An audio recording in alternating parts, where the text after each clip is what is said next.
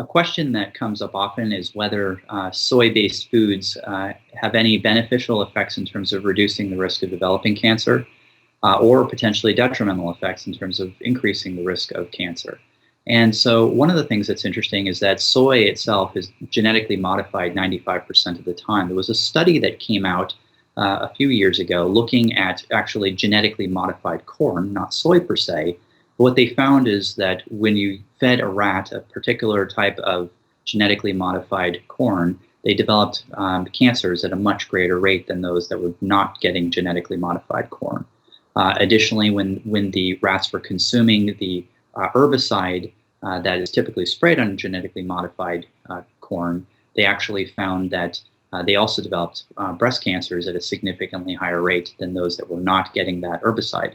So we know that the soy is sprayed with the same type of herbicide, and so one might guess that something similar could happen. But in fact, what we're finding is that there really does not appear to be any correlation in human studies with the development of cancer or reduction in cancer risk in most large studies. In fact, what we actually see is potentially even a reduction slightly in the risk of developing breast cancer, for example, particularly in Asian patients, their Asian population. So it's something that's very interesting. It's an area of a lot of controversy. We just don't seem to find that there is an increased risk or decreased risk in most populations based on moderate intake of soy, which is somewhere between 1 to maybe up to 3 servings of soy per day. Now that's taking whole food versions of soy like tofu, edamame, and soy milk. We're not talking about the extract versions of soy that are often found in things such as soy burgers and soy hot dogs and soy protein powders. Some of those things, particularly in the laboratory, have been shown to increase the risk of developments of a variety of cancers. It may be because those particular soy extracts are more potent in terms of their estrogen-like abilities to stimulate the estrogen receptors on cells, which potentially could serve as a growth factor for cancer cells that are sensitive to estrogen. So interesting.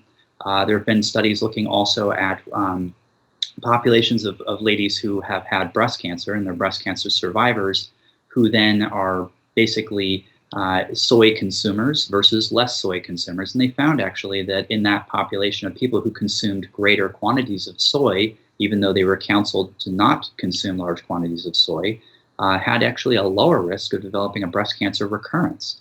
So it seemed like maybe it was protective in that regard for that. But that is typically was in an Asian population, and there have been some follow-on studies of that. So we're still learning more about this. It's an area of controversy. In terms of prostate cancer patients, soy seems to actually potentially slow the rise of the PSA, which is the blood test looking at prostate cancers. That may or may not correlate with growth of the cancer in terms of slowing the growth down. It's something of controversy. It's an area that's of active research. My answer is basically soy does not appear to increase or significantly decrease the risk of breast cancer or other cancers. So I think it's relatively safe in the standard quantities that people would be having, somewhere between 1 to 3 servings per day.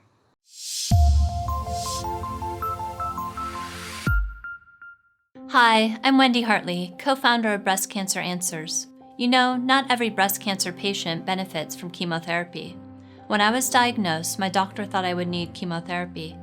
But then I learned about the Oncotype DX test, which helps your doctor decide if chemotherapy could benefit you based on the unique biology of your tumor. My test results revealed I had a very low chance of my cancer returning, which meant I didn't need chemotherapy after all. To learn more about the Oncotype DX test, click this button here.